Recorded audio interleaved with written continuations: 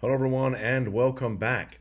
In this video I am going to talk to you about how chronic cocaine use alters the brain to seek more, and I will put a link to this article in the description for the video. I have talked about in the past how somebody's continued use of substances is not necessarily a conscious choice. In fact, it's a disease. It's a disease of the brain. And I think sometimes for some families, especially mums and dads, that's sort of a hard concept to grasp. But I think if you can sort of accept the fact it's a disease, then you can start to treat it as such, right? I mean, if you had, God forbid, you had cancer, you wouldn't say, oh, you decided to have cancer, stop having cancer. You'd say it's a disease, we've got to treat it. And having gone through my own cancer scare a couple of months ago, the first thing I thought about when the doctor said you probably got something was, okay, what's the treatment? So this is a very interesting article. It's out of the University of Texas at Dallas. And I'll just share a little bit with you. University of Texas at Dallas researchers and their collaborators have discovered how chronic cocaine use drives continued drug-seeking behavior by rewiring neural circuitry in the hippocampus, the brain region responsible for forming long-term memories. Dr. Andrew Eagle, assistant professor of neuroscience, is lead author of a study that could offer a path to future treatments for addiction. It appears in the March 4th print edition of Science Advances.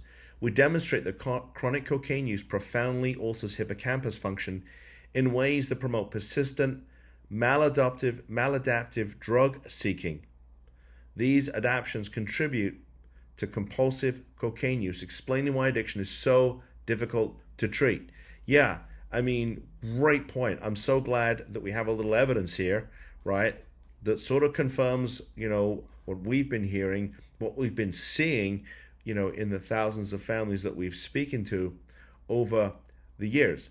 Our work is critical for the general understanding of reward processing in the brain, and we hope that awareness of cocaine's effects on brain function could help destigmatize substance use disorders, he said.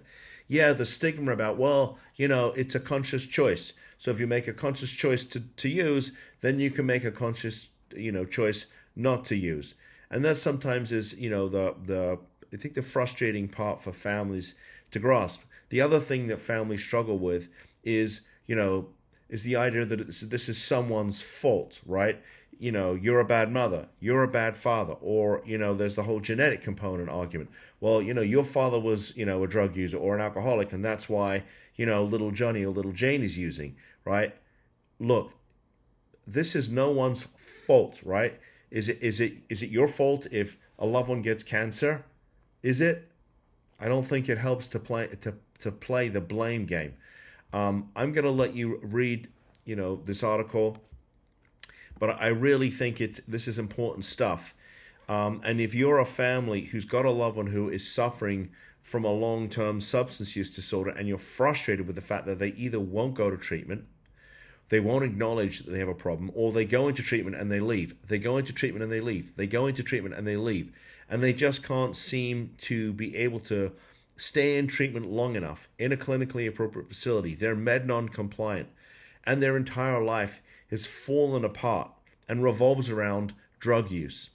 Okay, or if you've got a loved one suffering from a long-term mental health issue and the same problem, then please reach out to us. We may have some options for you, both legal and non-legal.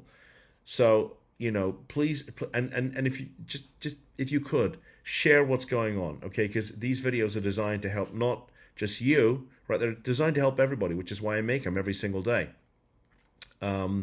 So let me please share your thoughts. If there's an issue going on in your family that I haven't made a video about yet, let me know. I'll make you a video, because if it's affecting your family, it's almost certainly affecting somebody else's. And I'm so passionate about getting you the information that you need, right? The right information, not some garbage you read on Google or ChatGPT, but the information that you really need to have. If you like this content, please give me a thumbs up. And if you want more of this content that I make for you every day, please subscribe to the channel. And with that said, thank you for tuning in. I'll see you in the next video. Bye-bye.